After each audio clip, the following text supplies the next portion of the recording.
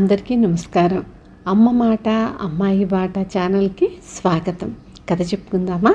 చివరి వరకు వినండి, లైక్ చేసి సబ్స్క్రైబ్ చేసుకోండి, షేర్ చేయండి, సపోర్ట్ చేయండి. మొదలు పెట్టుకుందామా? సన్యాసి వరం. బేతాళ కథలు. పట్టుదల వదలని విక్రమార్కుడు చెట్టు వద్దకు తిరిగి వెళ్ళి చెట్టుపై నుంచి శవాన్ని దించి భుజాన వేసుకొని ఎప్పటిలాగే మౌనంగా శ్మశానం కేసి నడవసాగాడు. అప్పుడు శవంలోని బేతాళుడు, రాజా, పాత్ర మెరిగి దానం చెయ్యాలంటారు, కానీ ఒక్కోసారి ఎంతో సత్పాత్రులైన వారికి కూడా దానాలు అచ్చిరావు. అందుకు నిదర్శనంగా నీకు మణిగుప్తుడి కథ చెబుతాను, శ్రమ తెలియకుండా విను అంటూ ఇలా చెప్పసాగాడు. పూర్వం గొప్ప సిద్ధులు కల ఒక సన్యాసి తన శిష్యుడితో సహా ఒక నగరానికి వచ్చాడు. ఆ నగరంలో మణిగుప్తుడనే గొప్ప ధనవంతుడుండేవాడు. ఆయనకు అపర దానకర్ణుడనే బిరుదు కూడా ఉండేది. సన్యాసి ఆ మణిగుప్తుడి ఆతిథ్యం స్వీకరించటానికి వెళ్ళాడు. మణిగుప్తుడి ఇంటి ముందు దానం స్వీకరించటానికి వేలాది దరిద్రులు నిలబడి ఉన్నారు. మణిగుప్తుడి మనుషులు ప్రతి ఒక్కరికి డబ్బు ఇస్తున్నారు.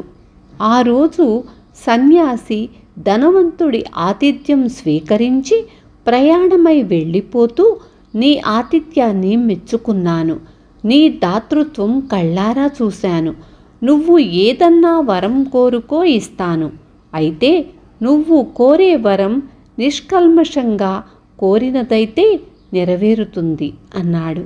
మణిగుప్తుడు వినయంగా, మహాప్రసాదం అని, నా జీవితాంతం ఇలాగే అవిరాళంగా దానధర్మాలు చెయ్యటానికి వీలుగా తరగని సంపద ఉండేటట్టు వరం ఇయ్యండి అన్నాడు.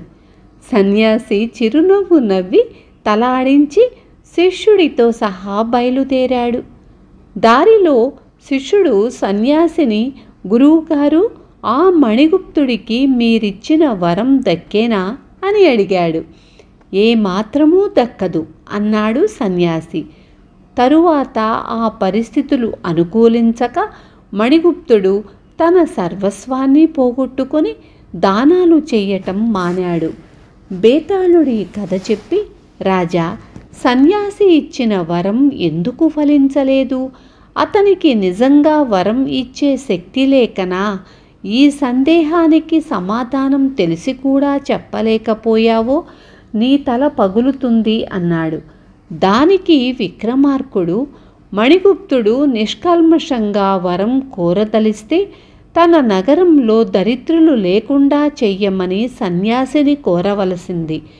దాతగా తన కీర్తి, తన ధనము చిరస్థాయిగా ఉండాలన్నది నిష్కల్మషమైన కోరిక కాదు అన్నాడు. రాజుకు ఈ విధంగా మౌనభంగం కలగగానే బేతాళుడు శవంతో సహా మాయమై తిరిగి చెట్టెక్కాడు. విన్నారు కదా? రేపు మళ్ళీ ఇంకొక మంచి కథతో మీ ముందుకొస్తాను. ఉంటాను. Thank you.